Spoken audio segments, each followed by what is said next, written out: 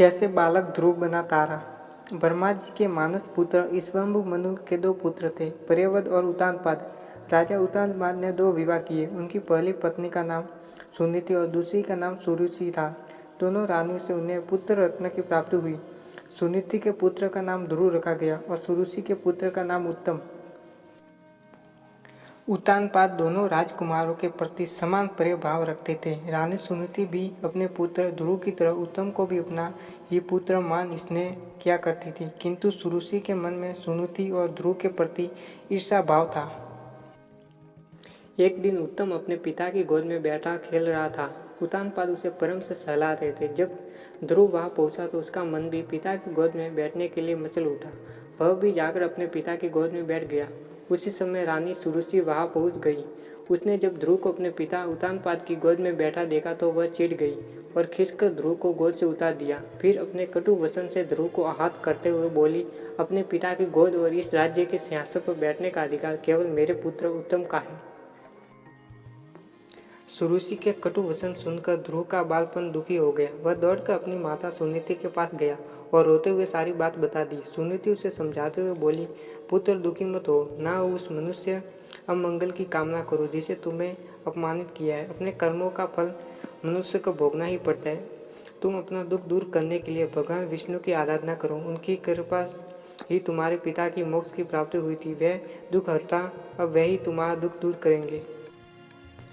माता की बात से बालक ध्रुव के कोमल मन में भगवान विष्णु के प्रति भक्ति भाव जागृत हो गया। तत्काल गृह त्याग कर वह वन की ओर प्रस्थान कर गया।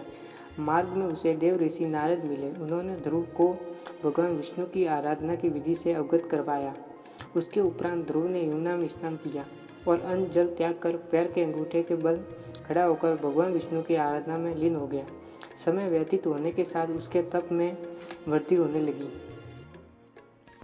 जो तीनों लोक में पहुंच गई, उसके अंगूठे के भार से पृथ्वी दबने लगी। उसका कठोर तप देख भगवान विष्णु उसके समक्ष प्रकट होना ही पड़ा। ध्रुव को दर्शन देकर भगवान विष्णु ने पूछा, बस तुम्हारी आराधना से मैं अत्यंत प्रसन्न हूँ। बोल, क्या वरदान चाहते हो।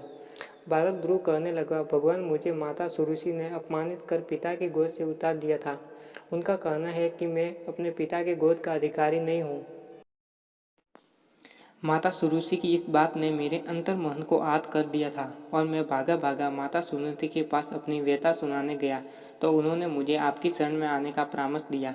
मैंने आपकी आराधना आपकी स्नेह प्राप्ति के लिए की है प्रभुवर। आप जगत के तारनहार हैं। आपकी दृष्टि से सृष्टि के समस्त प्राणी समान हैं।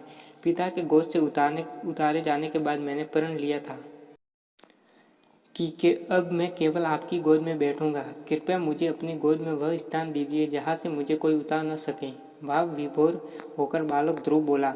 ध्रुव की अभिलाषा जानकर भगवान विष्णु बोले, बस तुम्हारा निस्वार्थ भक्ति भाव देकर मैं तुम्हें अपनी गोद में स्थान देता हूँ। यह ब्रह्मांड मेरा अंश है और आकाश मेरी गोद। तुम मेरी गोद में आकाश में ध्रुव तारे के रूप में स्थापित होंगे। तुम्हारे प्रकाश से पूरा ब्रह्मांड जगमगाएगा। तुम्हारा स्थान सप्त ऋषियों से भी ऊपर होगा। वह तुम्हारी परिक्रमा करेंगे। जब तक ब्रह्मांड है तुम्हारा स्थान निश्चित है। तुम्हारे स्थान से तुम्हें कोई डिगा नहीं पाएगा। किंतु वर्तमान में तुम्हें अपना राज्य संभालना है, इसलिए तुम घर लौट जाओ। 36,000 वर्ष तक पृथ्वी पर राज कर तुम मेरी गोद में आओगे। इतना कहकर भगवान विष्णु अंतर ध्यान हो गए। ध्रुव वापस घर लौट गया। कुछ वर्ष उपरांत राजा उतानपाद अपना राजपाट ध्रुव को सौंपकर वन चले गए। भगवान विष्णु के वरदान अनुसार पृथ्वी पर 36,000 वर्ष तक धर्मपूर्वक राज करने के उपरांत ध्रुव आकाश में ध्रुव तारा के रूप में बनकर सदा के लिए अमर हो गया।